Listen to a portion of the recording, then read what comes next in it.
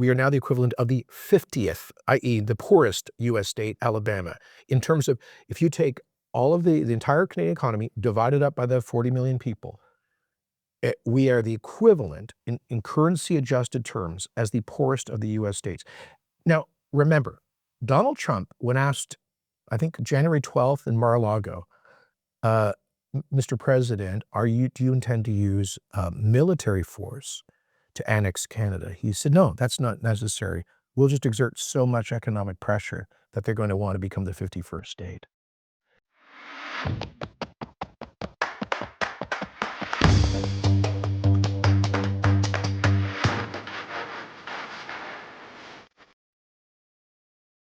Welcome to Power Struggle. I'm your host, Stewart Muir. This month, the show is traveling across the country for a special series on Canada's federal election campaign, looking at energy issues from all sides.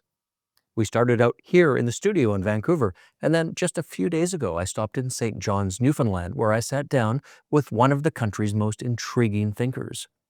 Today, I have the pleasure to be joined by a remarkable and accomplished Canadian, Jason Kenney. Jason became leader of the Alberta Progressive Conservative Party after it had been cast out of a long reign as the province's natural governing party.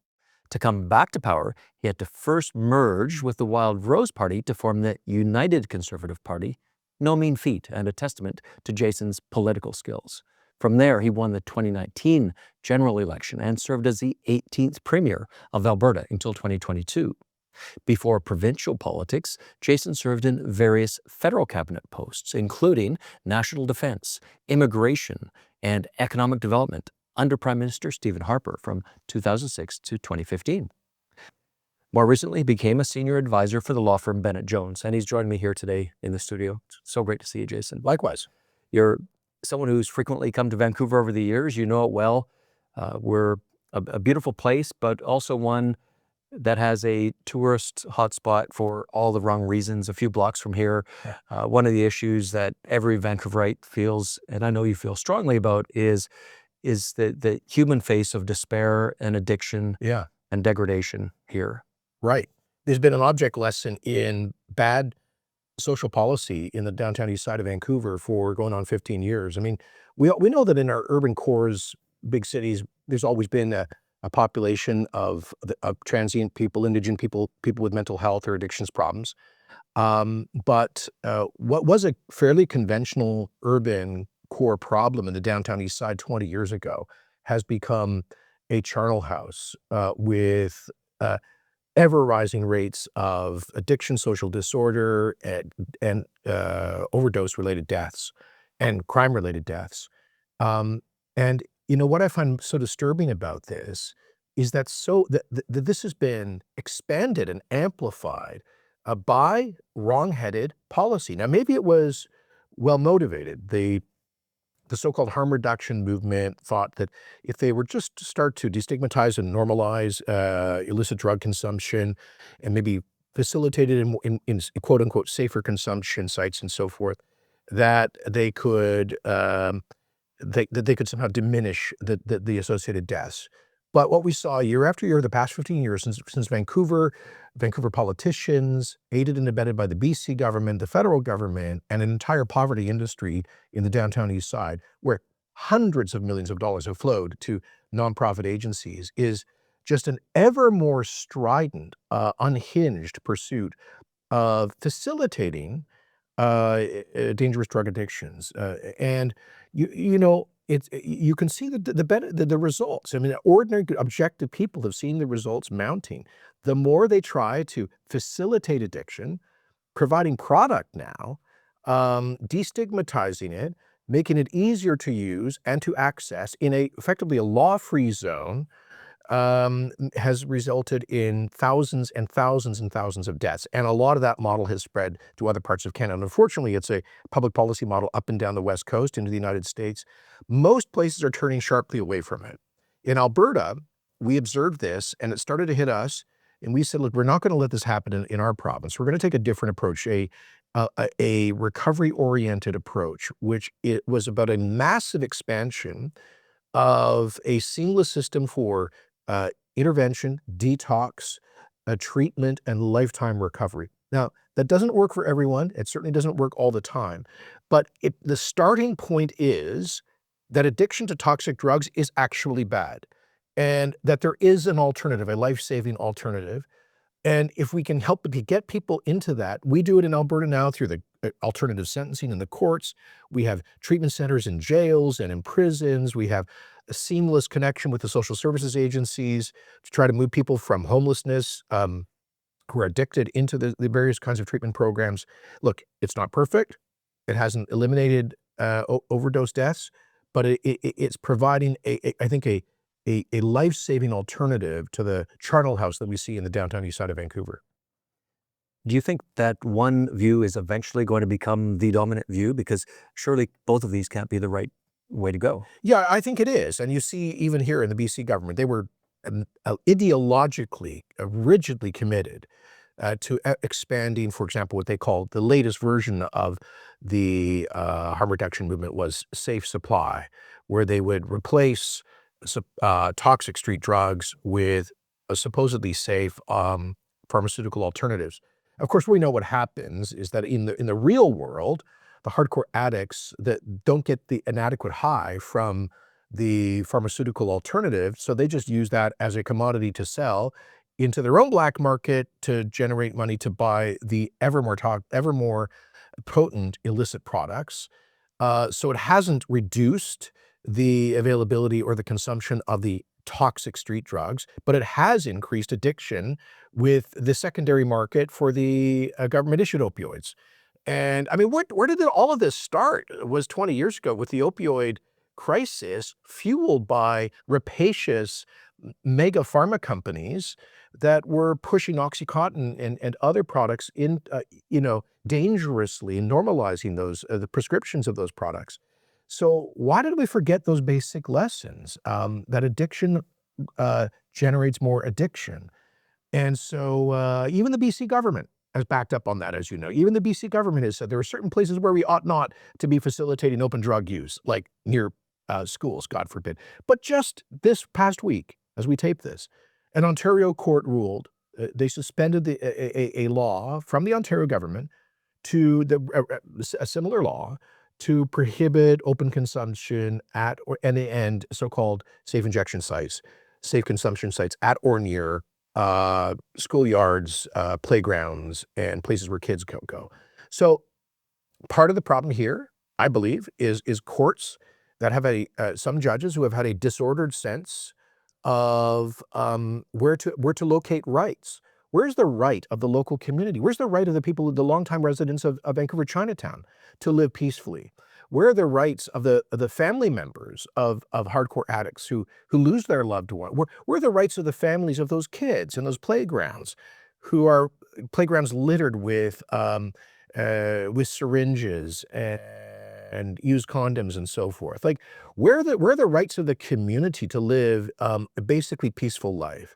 So I think that there's been a huge shift in the debate since people started paying attention, and witness a recent study that's come out, a really high quality empirical study concluding that so-called safe supply and other aspects of the harm reduction strategy have not reduced deaths or addictions.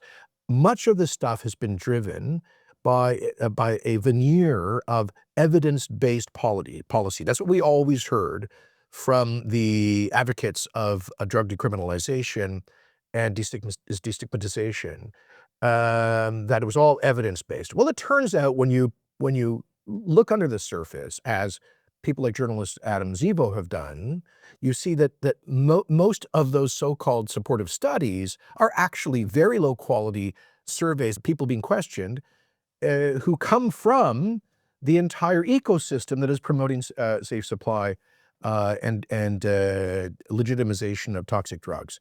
So, I think we need to be discerning about this, put to the side these, let's call them faked, rigged, or infected studies, and we need to see more hardcore empirical stuff, which it's very clear.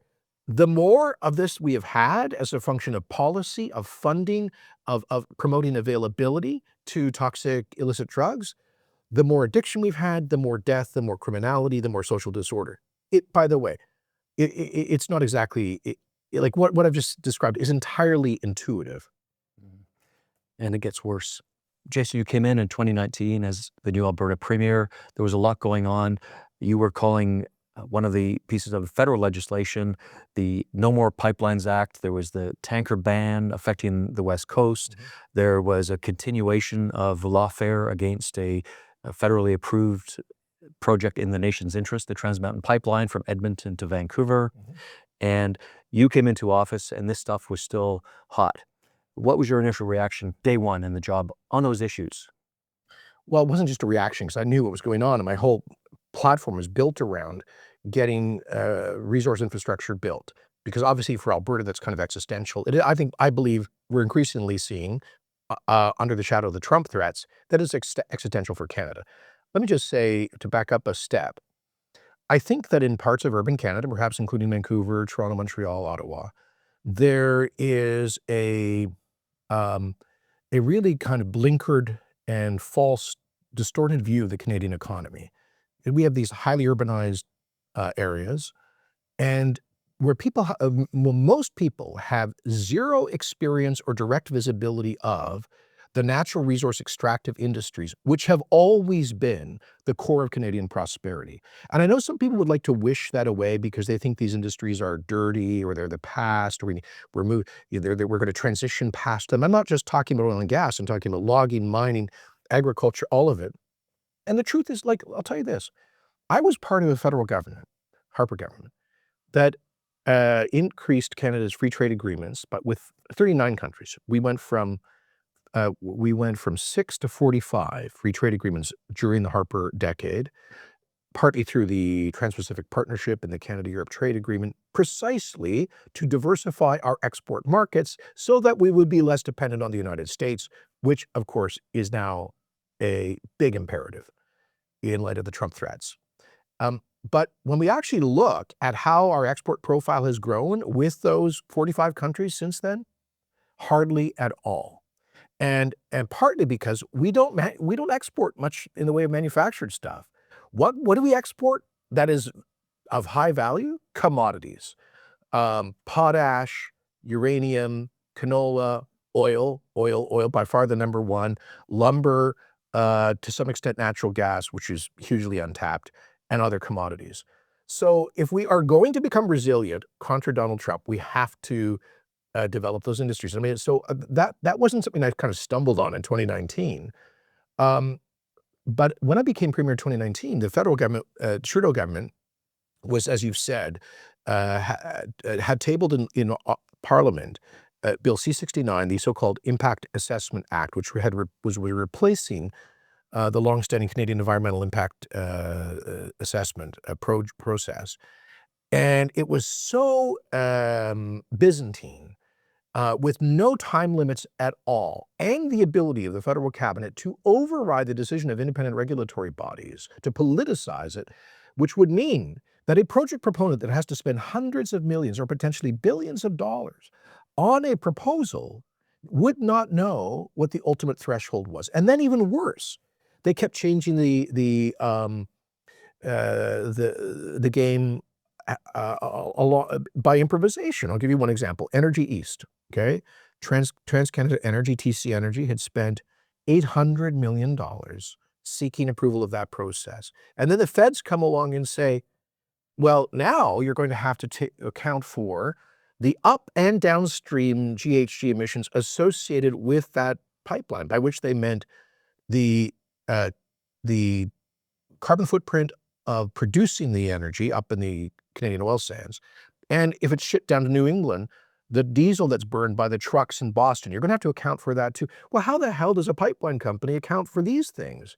By the way, when a tanker comes into the Bay of Fundy from Saudi or Algeria or the Gulf Coast, U.S. Gulf Coast, nobody's tracking. There's no Canadian regulator penalizing the marine vessel for its carbon footprint or the upstream or downstream emissions associated Or the contents of that ship. At ResourceWorks, we did a study recently. We found that in Canada, the price of carbon for industry that produces oil is $58 ton when it's netted out.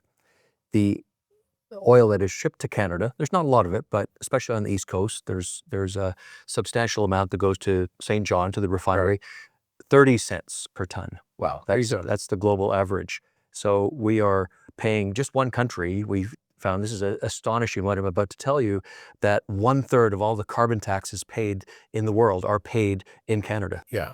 So we saw all of that, which is why I said, is one of my top commitments as premier would be to launch a constitutional challenge to Bill C-69. Now, by the way, I went down to Ottawa, day 3 of my tenure as premier, and I said to Justin Trudeau, I can be an ally with you, your government on a lot of things, for example, internal trade. But on this, you have to understand, this Bill C-69 would be kind of the equivalent of telling Quebec that you're going to shut down their aviation sector. Like, this is we will get no major projects applied for, let alone approved under this. I went to the Canadian Senate. I made that case. They accepted my argument. They accepted all of Alberta's tabled amendments, which basically gutted C-69, went back to the House of Commons. Trudeau reverted to the original form of the bill. It became law. I sued him, and we won. We won 4-1 in a magnum opus decision at the Alberta Appeal Court, and which said that it was a constitutional Trojan horse, a clear violation of the powers of the federal government, because under, sorry to get wonkish here, but I know you've got a well-informed viewership. We do. Under Section 92(1)(a) of the Constitution Act, which Peter Lougheed got embedded during negotiations on patriation in 1981, it says that provinces have the exclusive jurisdiction to regulate the production of natural resources, including oil and gas. So that basically we won on that grounds. Also at the Supreme Court on I think it was a 5-2 or 6-2 decision of the Supreme Court of Canada. Unfortunately, that was 2 years ago, and the feds still haven't amended the legislation. I mean, the Liberal Party always frames themselves as the great champions of the Canadian Constitution. Somehow, they were in flagrant violation of that. By the way, I also sued them under the Emergencies Act, and they were found to have violated the Constitution, the charter there. But they still haven't acted on it. By the way, what I said in 2019 about C-69 proved to be prophetic, because not a single major project has been approved since that became the law. So this has to be a central issue in this election. If we're going to be more resistant to fight the threats from down south, we need this energy infrastructure. We need to diversify our largest export products away from total dependence on the U.S. as an export market. That means LNG, it means oil pipelines, it means more rail, it means bigger ports, it means all of the above. One thing I want to hear from you directly, because every time I go to Toronto, inevitably, with a friend, someone I meet, I get this talking point, which is, well, Trudeau built Trans Mountain, and before 2015, Harper didn't build any pipelines. So this is a vacuous claim that Trudeau was not in favor of building pipelines. Well, okay, well, credit where it's due. I mean, it's qualified credit, because the federal government did step in and bought the Trans Mountain expansion project from a U.S. company, Kinder Morgan. And now that the project's been completed, we can see the huge economic benefit. There's been a measurable increase in our national GDP as a result of just that one project, because it's 500,000 additional barrels a day at about, with no price discount, unlike what we sell the Americans, which is going to global markets. That is an immediate lift at about $75 a barrel. You do the math. This is real wealth, flows back into government coffers, and eventually the debt in that Crown Corporation will be paid down, because there's tolls, there's revenues that come off that pipeline every day, predictably for 25 years. And even if a lot of that oil goes to California, it's going without the discount. Without the price They're discount. paying full price. Really important point, which gets overlooked. So, you know what, credit there. However, they never should have, the Kinder Morgan, if we had a normal functioning, first world regulatory environment, as opposed to what many regard as a kind of banana republic regulatory environment, Kinder Morgan wouldn't have bailed. Now, let me just say this. I don't want to sound completely pessimistic, because I actually am optimistic about this stuff.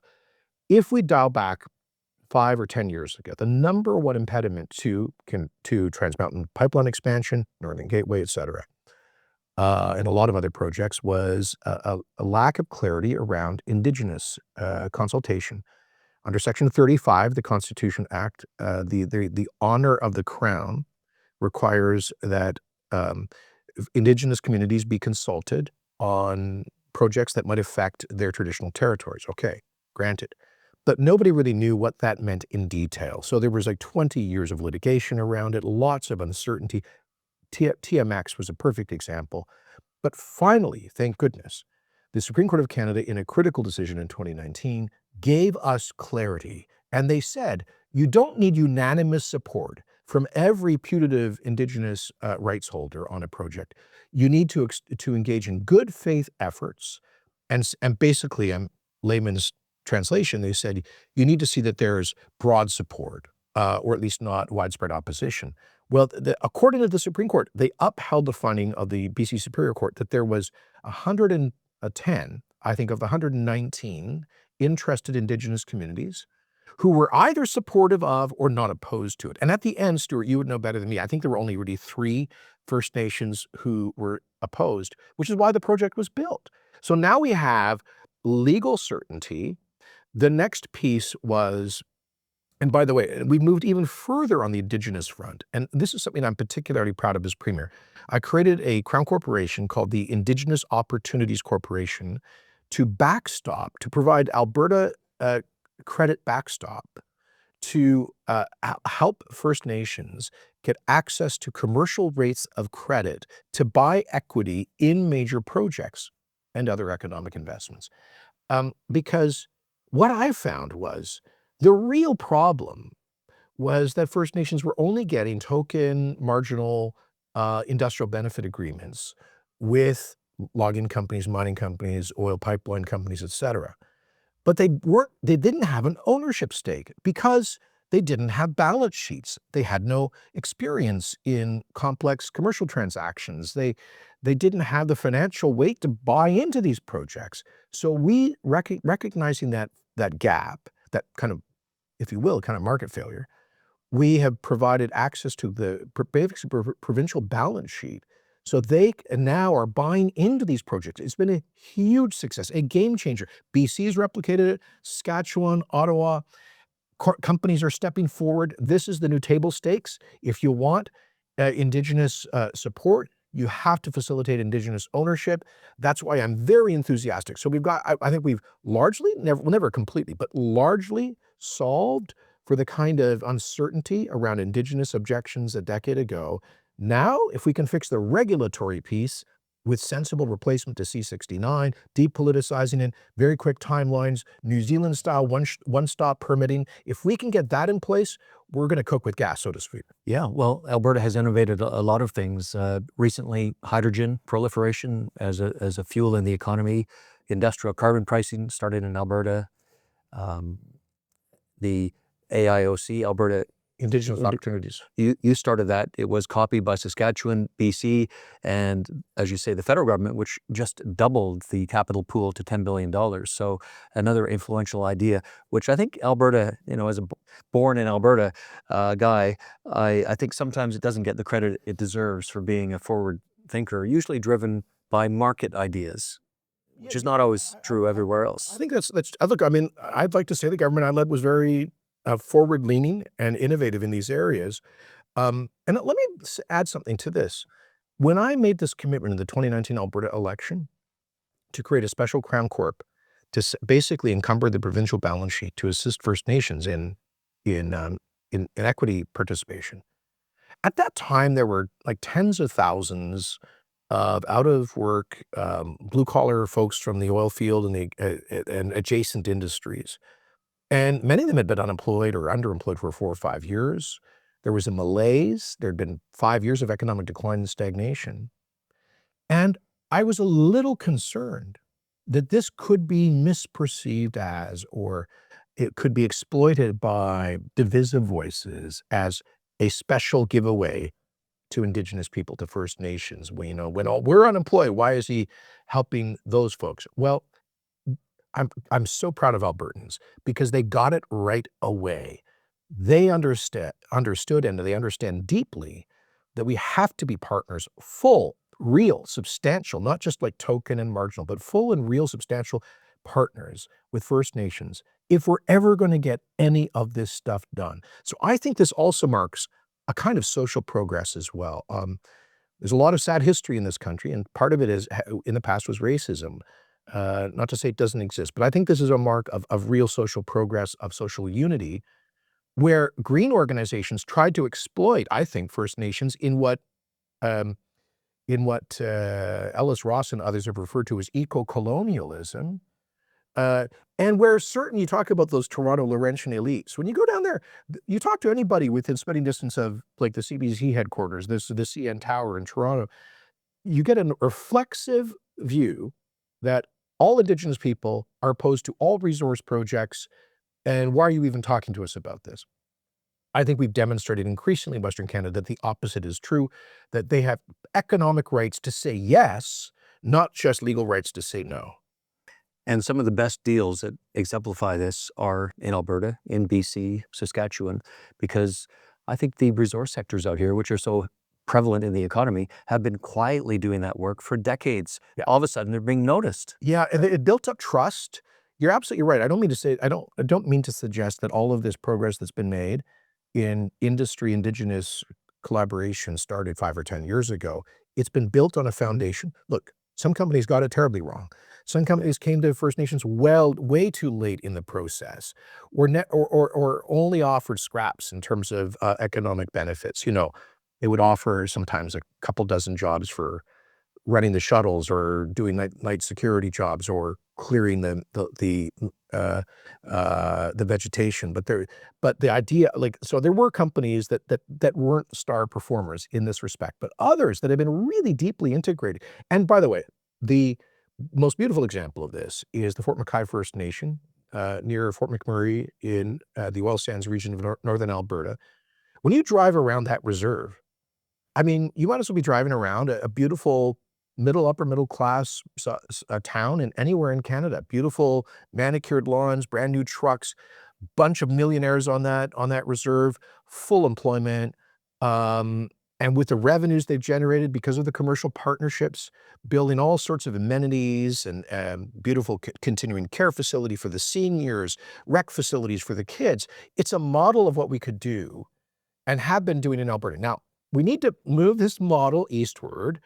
When we get to like talk about the Ring of Fire, mining projects for critical minerals in Northern Ontario, um, those First Nations have less of an experience like this. And when you get further east, like the Mi'kmaq in New Brunswick, they really have no historical relationship of this nature with resource development companies.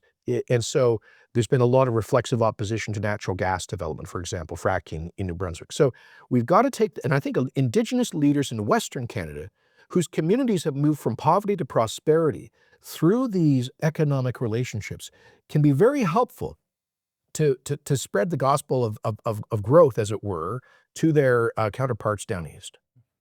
This federal election in the early days, including the days just before, seemed exceptional because it was the first one I can remember ever where energy issues were the number one talking point out of the gate. And Yeah. whether that persists, we'll just have to wait and see. But in these early days, it was absolutely fascinating as, at least amongst the two major parties, there was a jockeying to find out who's the most enthusiastic about pipelines. But is everyone completely candid? Is there a litmus test? Because I would like to give the listener here a bit of a touchstone. So as they go through the next couple of weeks, the wisdom that you can impart from your experience, Jason, to tell what's true and what isn't true and which statements should be held up to closer scrutiny. Well, I find it I think it's a fairly accurate observation, at least of the two main parties.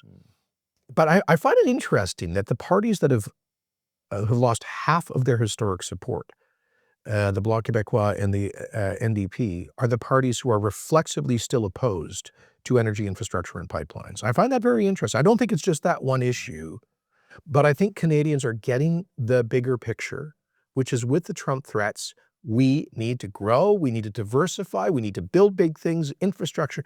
And so that old message of no, the NIMBY message, has a shrinking electoral constituency in Canada. So you've got two parties that are, the Conservatives is really central to their agenda is energy infrastructure, big projects, massively accelerating the approvals for those projects, et cetera. And the Liberals are kind of an apparent course correction from the extremism on this that came from the Trudeau government. How sincere they are, I mean, I think that's a big question in this election.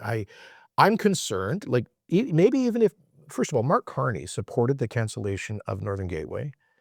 The oil pipeline. The oil pipeline, yeah. He has been obviously he was the leading advocate in global financial markets, capital markets, to effectively disinvest from oil and gas. By the way, let me just make an aside here. Most of the oil and gas developed in the world is developed by state-owned enterprises or quasi-SOEs, like in Russia. I mean, they're ostensibly public companies, but they're all controlled effectively by Putin. So Canada and the United States are really the only two major producers where you have non-government companies, publicly traded, government regulated, but private enterprise developers. So when a guy like Mark Carney comes along and says, you pension funds, you banks, insurance companies at all, you have to move your products away from high emitting industries, that doesn't affect Saudi Aramco. He, in fact, through Brookfield, invested in a pipeline or a bid on, at least he bid on a pipeline in Saudi. It doesn't affect Gazprom.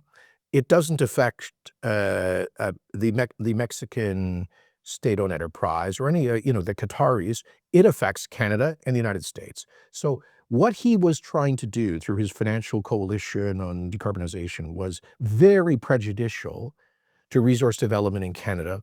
And then finally, he's got folks like Stephen Guilbeault, who's an absolute nut on these issues, former Greenpeace civil disobedience guy, for whom this stuff is religion. Gregor Robertson, the former mayor of Vancouver, who was perhaps the leading opponent to the Trans Mountain expansion. Presumably, they would both be cabinet ministers. Guilbeault would be for sure because he's Carney's Quebec lieutenant, which is one of the most powerful positions in the government. So I'm very concerned. Look, I don't want to be overly partisan here, but if you're a voter who's concerned about prosperity and resource development, I would say it's nice that there's some moderating messages coming from Mr. Carney, but I would say there's still a real lack of credibility there. I'd just like to play a bit of tape. Kinder Morgan's pipeline is a bad deal for Vancouver's environment and our economy. This project is not in Vancouver, BC, or Canada's interest. That, of course, is the then mayor of Vancouver, Gregor Robertson, with his view on Trans Mountain, not in Vancouver or British Columbia or Canada's interest. On the day it was approved years ago, he continued to oppose that pipeline, including by taking part in legal actions to fight it, including being out there pretty much every chance he got to say what a terrible idea it was. Now, he's just been parachuted in, that is to say, acclaimed into the new federal riding of Vancouver, Fraserview, Burnaby South. So he's going to be the Liberal Party of Canadates candidate for Parliament there. And I wonder if that previous stance, which was no secret, and he's, of course, not going to be able to even attempt, and he probably wouldn't attempt to deny it, is going to be a difficult one to compare with what Mr. Carney is saying in terms of what he wants the government to do, because surely a star candidate like Mr. Robertson is headed for cabinet. Well, I don't know what Mark may have said in the past about TMX, but I do know he openly opposed Northern Gateway. And I've never heard him object to the way they effectively strangled Energy East. Who here is going to take on the BC government's policy about electrification of any future LNG compression on the West Coast, which could kill LNG Canada Train 2 and the future of large-scale LNG? So, I think if you're a voter who wants responsibly to develop Canadian resources, partly as a response to the Trump threats, then I at least would not hire the guys who brought in Bill C-69, who killed Northern Gateway, who killed Energy East, who surrendered to Joe Biden's veto of the Keystone XL pipeline on day one as his first executive order, not a peep from the Trudeau government. This is if they're elected, they will have a caucus filled with Gregor Robertsons and Stephen Guilbeaults. Even if Mr. Carney has had a kind of change of view on these issues, I'm not sure how he would be able to carry a caucus for whom their environmental commitments are analogous to like religious doctrine. So here we are, a few days into the election campaign. A lot of people are saying that this election is about Trump. It will all be decided around how voters see that. Others are saying, well, maybe it's not so much that it's partly that, but it's about affordability for citizens, Right. economic issues more directly. Yeah, well, I think that's the big competition here. And you've got a large cohort of voters, typically younger people, who have been completely body slammed by what people are calling the lost decade, the doubling of housing costs, the decline in real incomes, the social disorder in our big cities, all of it. They feel hopeless and helpless. Home ownership, the dream of that is forever out of reach for many people sort of under the age of 50, certainly under the age of 40. And you've got this total inversion of historic voting patterns along age categories. Historically, not just in Canada, but in every developed democracy, the 65 plus crowd were the most reliable electoral clientele of center-right parties. And the sort of 30 under crowd were the most reliable electoral cohort for parties of the left. There's been like a total inversion on that. So I don't know how that's all going to work itself out. I think you've got a lot of, boomers, people over 60, 65, who are living in mortgage-free homes whose value have doubled or more in the past decade, tripled or quadrupled over the past 20 years. So they're asset rich. So they're in many ways protected from inflation. Many of them are on index-defined benefit pensions and are just less sensitive to these cost of living issues that are driving the deep frustration amongst younger voters. Who shows up? Where's the greater intensity? I think that's a big X factor here. Some commentators are dismissing Mr. Poilievre's rallies, the largest we have ever seen, I think, in Canadian politics, with the possible exception of a Maple Leaf Gardens rally that Trudeau had in '76 or something. But these are mega rallies that reflect a degree of intensity. So I think you're going to have probably unprecedented turnout amongst the people who have lost in the last decade and are ticked off about it. But you may also have unprecedented turnout amongst those whose only issue is Trump. Now, I think Mr. Poilievre's message, which I find rational, is yes. By the way, I think rhetorically he's been stronger on Trump than Carney, and they're completely aligned on reciprocal tariffs and the need to inflict targeted countermeasures on the Americans in this trade war. But where his message, I think, is more credible is, what's the long game here? How do we rebuild a more resilient Canadian economy that can defend itself? And are we going to do that, Mr. Carney suggested, with a $2 billion grant to turn Southern Ontario into producing domestic vehicles for Canada? Is that realistic? Or how about a couple more major LNG projects that can reduce global GHG emissions and another coastal oil pipeline? Together, those things, and by the way, getting critical minerals unlocked, so we develop our own supply chains on lithium and other critical minerals. Those would be big strategic game changers, and I think Mr. Poilievre is making a credible case there. But will all that get lost in the anger and the vibes around Trump? You know who's going to decide that? Donald Trump. I think if he stops using Canada as a play toy, to be cynical, for the next month, it gives Mr. Poilievre a chance to move the key ballot question back to changing cost of living. But if Trump continues to insult this country, threaten our sovereignty, and attack our economy, that will probably be the dominant question. So I for one, don't let him to decide how we think about the next 4 or 10 years in Canada. Well, there is some polling that suggests Canadians are at a historic high in their understanding and support of the economic benefits of the resource industry. Yeah. The poll I saw specifically was oil and gas, but I suspect that extends to critical minerals as well, and probably I other think you said things. 88%. 88%, yes. And what do you make of that? That's astonishing.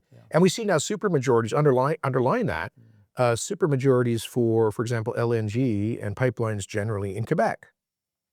You know, let me tell you a little story. In 2019, just shortly after I became premier, I went down to Quebec.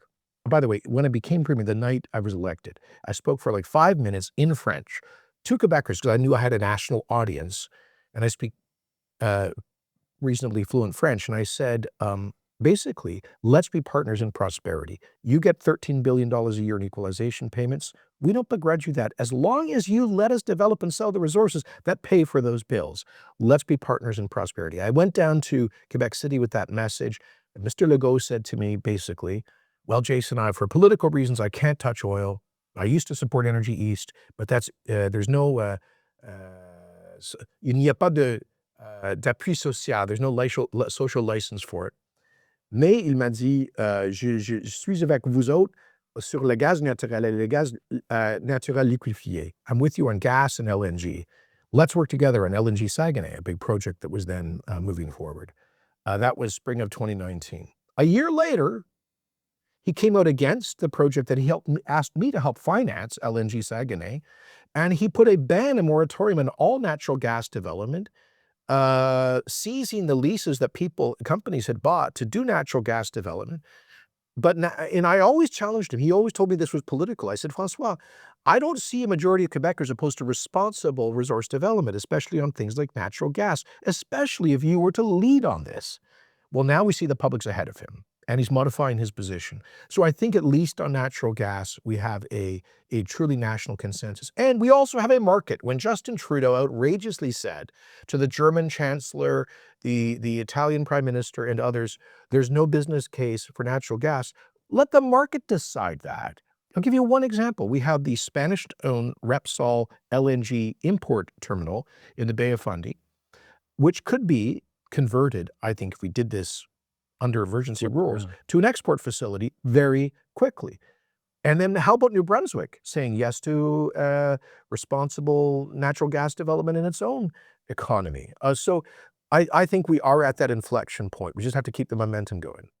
Energy realism is a term we've been hearing a lot, and Canadians seem to understand what it means, but we're not hearing it much from some of the parties that are vying for their votes. So maybe that will need to sharpen up a little bit, because it's showing up everywhere. You know, the acceptance of LNG in the West. People on the coast, they know what it is. They understand the attachment to First Nations prosperity and all these opportunities. It's really... And can I just say, you know, there's nothing more powerful in politics and public opinion than creating facts, okay? So we have a fact, which is the commissioning of TMX, Trans Mountain Expansion. Been operating now for 6 months, safely. Every day, there's about 5 tankers leaving the port of Vancouver. There have been no crazy protests. A week, did I say? I mean, 5 a week, excuse me. There's been no crazy protests. There have been no environmental problems. It's all operating efficiently. It's expanded the Canadian economy. It's made us less resilient on the Americans. It's a win-win-win-win, and people can see that. It's not all of the fear of the unknown is what the opponents of economic progress always use. When LNG Canada at Kitimat is commissioned next year, and you start to see big tankers coming in and taking liquefied gas out like they do safely all around the world, and people see the economic benefits, a lift to our GDP, the government revenues, the associated jobs, and no environmental hassles, that will create more facts. So I think that's one of the ways that we build on this momentum, which is to dispel the fear of the unknown with the safe operation of incredibly sophisticated projects like this.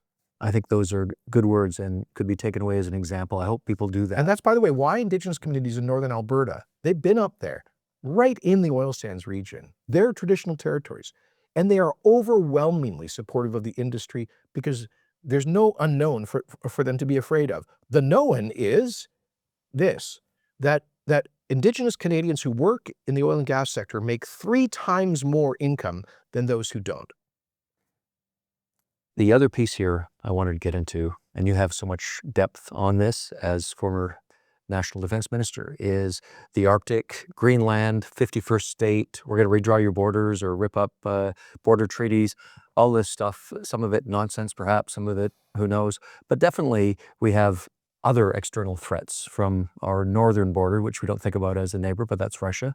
And where do we go from here? What is the path towards restoring our sense of security? Because we seem to be losing that. Yeah.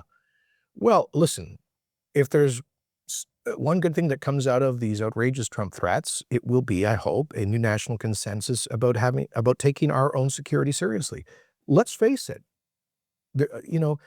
He's right about one thing. We have been living under the American security umbrella for decades without paying our dues. We are at the very bottom of NATO in terms of per cap defense expenditure as a share of our economy, even though we have the second largest landmass and the largest coastline in the world. So we just haven't done enough. And so I think the table stakes are getting our defense expenditure up to 2% of GDP within the next 2 or 3 years.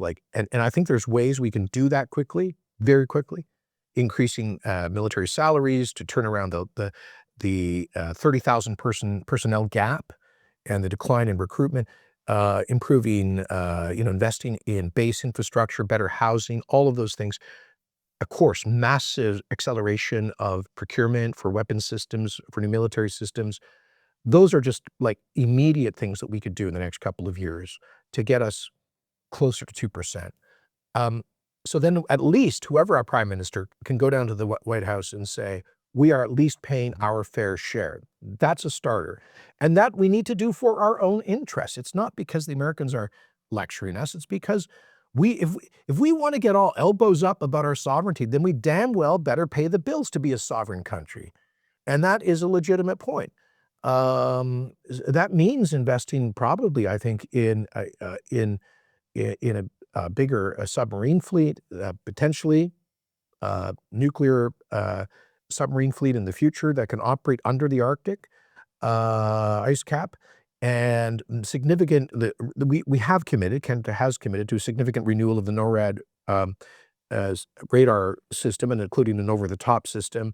That's a bipartisan point. Mr. Poilievre has a very detailed plan for northern sovereignty, including expanding all of our military infrastructure in the north, expanding the Arctic Rangers, et cetera. So these are all de minimis. Like these are all, I don't want to hear folks who are all of this, about this elbows up, renewed Canadian patriotism, wanting to continue to cheap out of the national defense expenditure. But it also means getting serious about national security in terms of interdicting contraband, drugs, fentanyl precursor products, and immigration as well.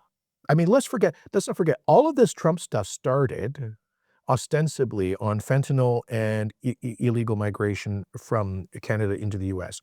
I think a lot of that was massively overblown.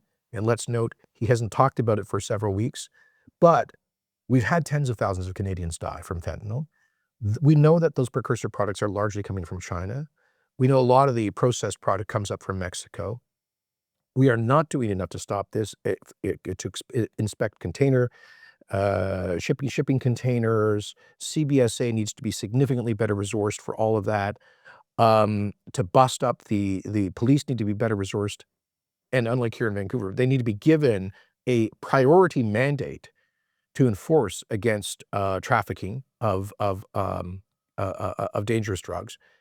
And also the immigration system. The one thing that as the longest serving Minister of Immigration in Canadian history, I'm particularly sore about, it's how the Liberals took what was the world's model system, Canada's, with real integrity and blew a massive hole through it. So we need, through asylum reform, cracking down on immigration fraud, and frankly, just reducing the overall numbers to be in line with our absorptive capacity as a country, we need to get that right as well. So it's not just defense. I was in Newfoundland last week, and they are complaining there because suddenly there's no immigrants coming to fill the jobs that they have, and they're now sitting empty. So they're going to Ottawa to say, "What have you done?" And so this rather mangled immigration policy that wasn't working, except it was maybe bringing lots of Well, numbers up.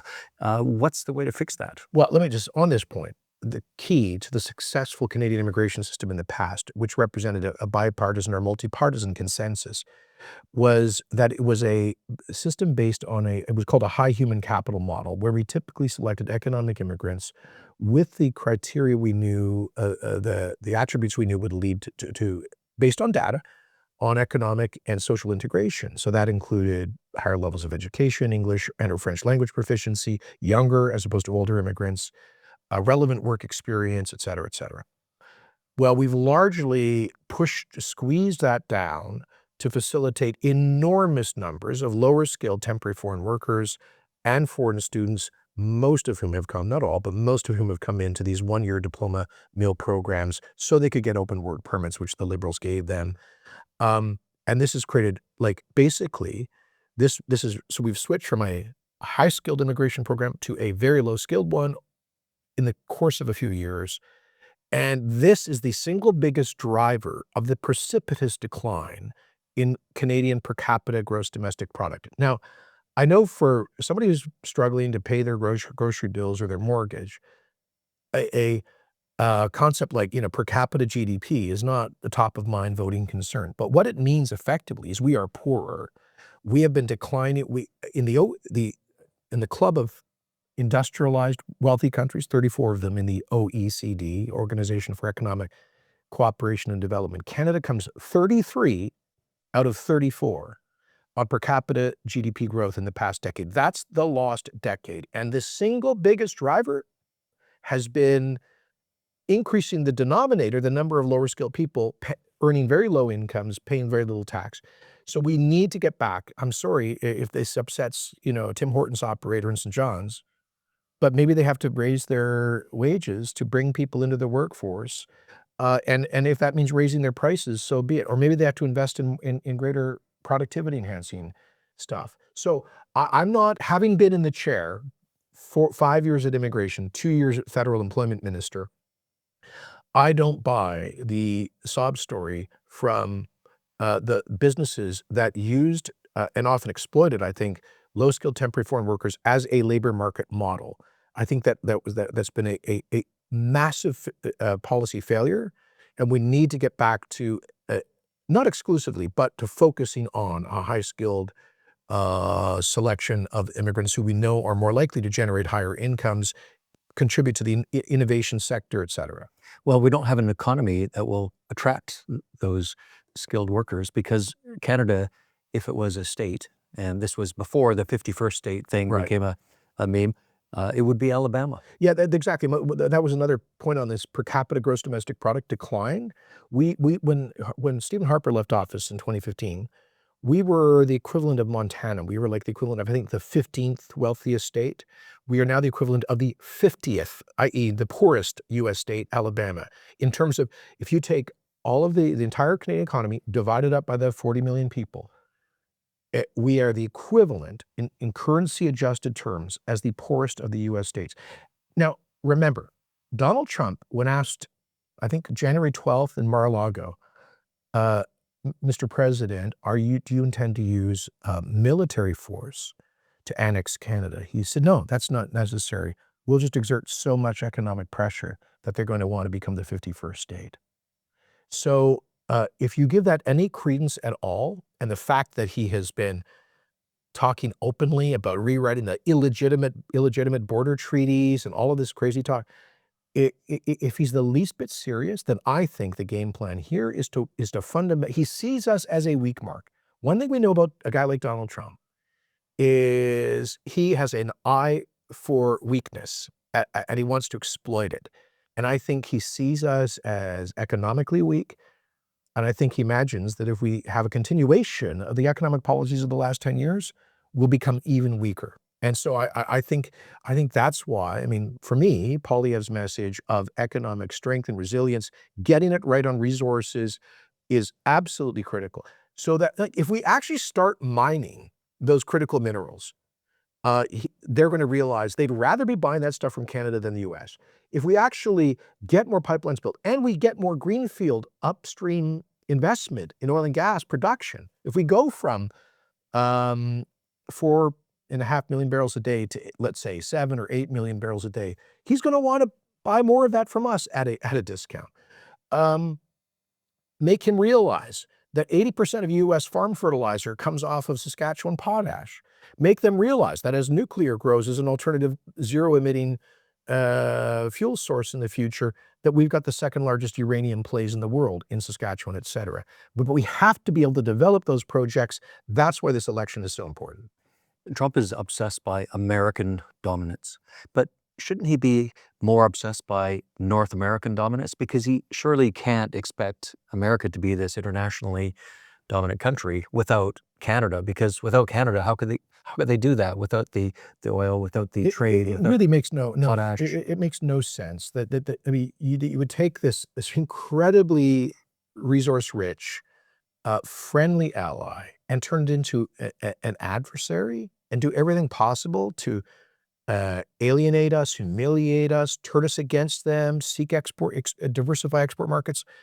Um, I don't think that's three-dimensional chess. I think it's improvisational, it's impulsive, and I don't think it's in the interests of the United States. And by the way, the rationale keeps changing. First it was fentanyl and migration. He hasn't mentioned that for, I don't know, 6 weeks.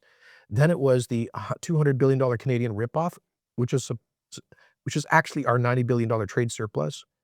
Well, in fact, they run a surplus against us on everything essentially except our oil exports to the US, which they buy at a 15% discount, process in their Gulf refineries, sell products at 3x the input costs.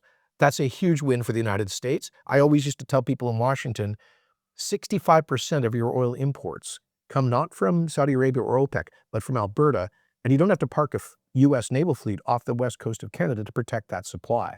So these are basic things that I don't think he says we don't need the Canadian oil, but he wants to build Keystone XL or a version of it because at some level he understands that they benefit from Canadian energy supply. So I think we have to be cool-headed about this. We cannot show weakness. That's why I believe that both Mr. Carney and Poilievre are right about reciprocal tariffs. And we have to be prepared to play our long suit. The one thing that got his attention, apparently, was Doug Ford's threat to cut off electricity export, not cut off, but to tariff electricity exports to the United States. So all of this, we have to be strong, but we have to build a more resilient Canadian economy. That will not happen without resources. And I want to thank ResourceWorks and all the good work it's done over the years to make the case for that. Thanks, Jason. Appreciate that. This has been Power Struggle with today's guest, Jason Kenney. Our special federal election series will continue every week during the campaign, delivering a deep dive into the most important questions facing Canadians on voting day, April 28th. Thanks for tuning in.